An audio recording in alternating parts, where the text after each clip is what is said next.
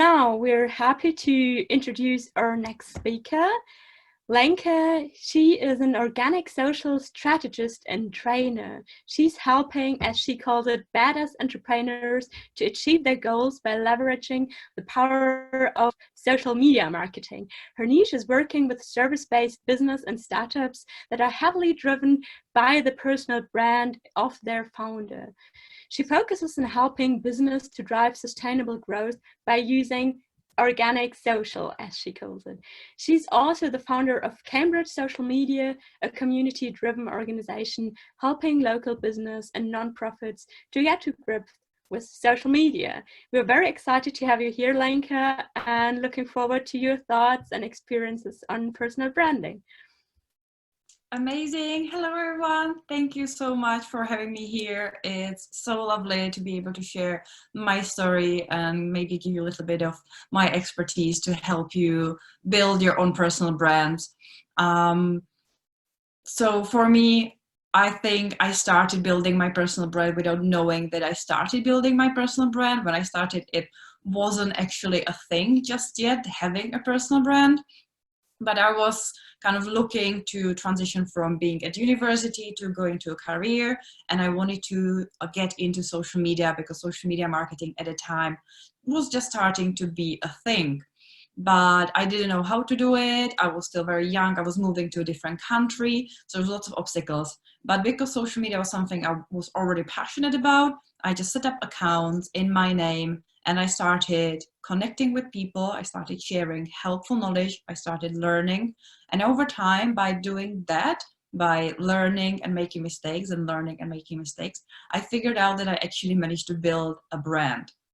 And I wanted to share a couple slides, if I can figure out how to share slides with you guys, that will hopefully show you a little bit more of my journey. So I'll see if I can actually do that. I can. Nice.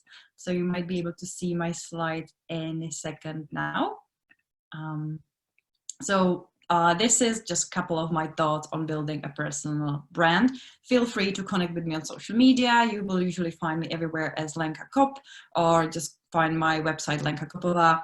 And that's the beauty of my brand, in a way, was that my name was fairly unusual already. So I didn't need to come up with anything that would make me memorable. But what I needed to do was to make sure that people will associate my name with something specific, that people will understand that if they say Lenka, they get organic social media marketing or whatever it is they wanted to do. And I wanted to do it in a very distinctive way. And that's where kind of you can see that my branding is kind of very much in your face, very strong. And it's something that is one of the tips, and that's one of the advice that I would give anyone, is make sure that whatever you present yourself on social media, that it's very distinctive, that it stands out from the crowd. It can be in whichever way distinctive. It needs to be really relevant to you, because one of the first kind of practical tips I would say is know your values, really understand who you are, what your values are, what are the things that really matter to you. And from there, if you're staying authentic, as a previous speaker said, just being you, being authentic really helps to stand out from the crowd, because everyone else is already taken. You can't be anyone else. Don't try to replicate what anyone else is doing. Do you. And if the camera would be sitting better, you would see that on my t-shirt I have "You Do You," which just is my daily reminder to just be true to who I am. And that's where my branding kind of comes in place, because you might be able to see some mountains, and you might be able to see some waves, and you might be able to see some pictures and stuff like that. And because part of my values and reason why I wanted to build my brand, I wanted to build my business, was the freedom and flexibility to travel, explore the world, go hiking, spend more time on a beach. And I really wanted people to know that the way I'm helping them, and the reason they should work with me, is because I'm there for them, to help them build their lives they want, because this is how I built my business as well. So understanding your values, for me, understanding what matters to me and what I really want my life to look like, and why am I doing what I'm doing, and who are the like-minded people, the people who will resonate with the message. That's where you really get to connect with people, and that's where you really start building a very distinctive brand. Often people struggle with understanding what their values are, and not everyone likes the word values. So then I would often say it's as simple as, who do I like being? What are the things that I really like being, and what do I like doing? So that's exactly what I just said.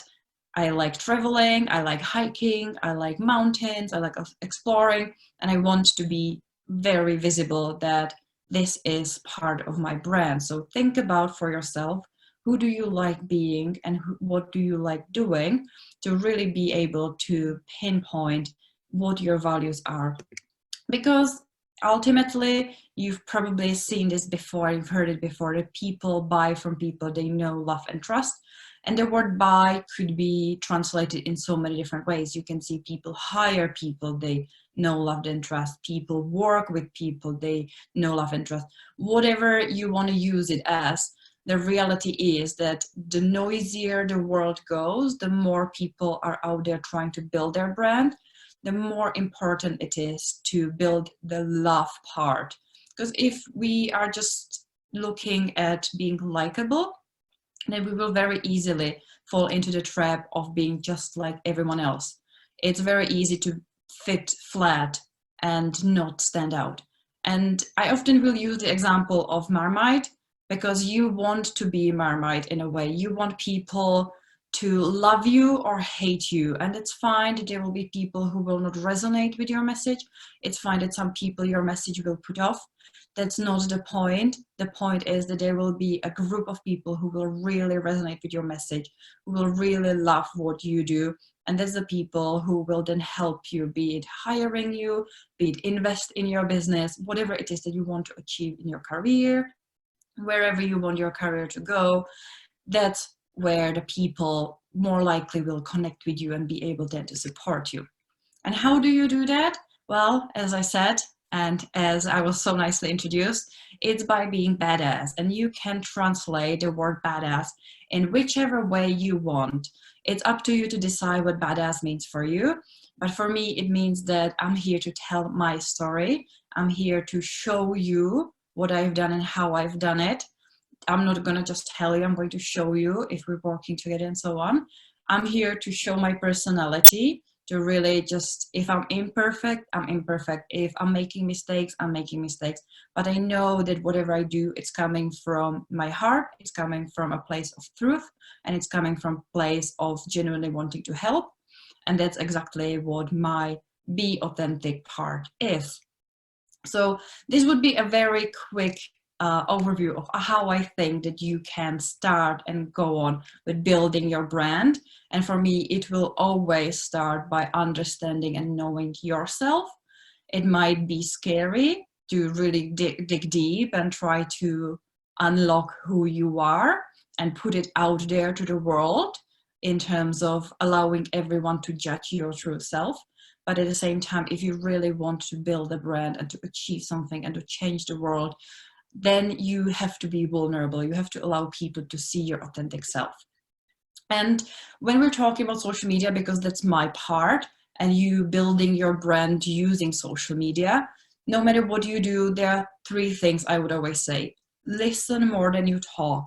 So use your time on social media by listening to what people are saying, looking at those people's conversations and engaging with them. And if there's something that you want people to help you with, if there's something that you want people to buy from you, to hire you, to support you, to donate, then go around it in a way of being social and offering advice and offering help rather than just trying to sell. Because people will resonate way more if you're putting your helpful hand first than if you put your begging hand first. And that goes with talk less. Again, it goes with the listening, that you will take the time to really pay attention to what other people are doing and help them, showcase them, shine light onto them. And obviously, if you do that, they will appreciate it and they will do it for you in return. So it's like a cycle of goodwill and helping each other. So that would be, in a very shortcut, my tips on branding. I don't know how we're going with time, if we're taking questions or not taking questions. I will try to check the comment section in a moment once I stop sharing. That if there's anything, then just please let me know. Thank you so much, Lenka. That was also really, really, just as you said, really authentic and a great insight into your perspective of personal branding, especially for entrepreneurs.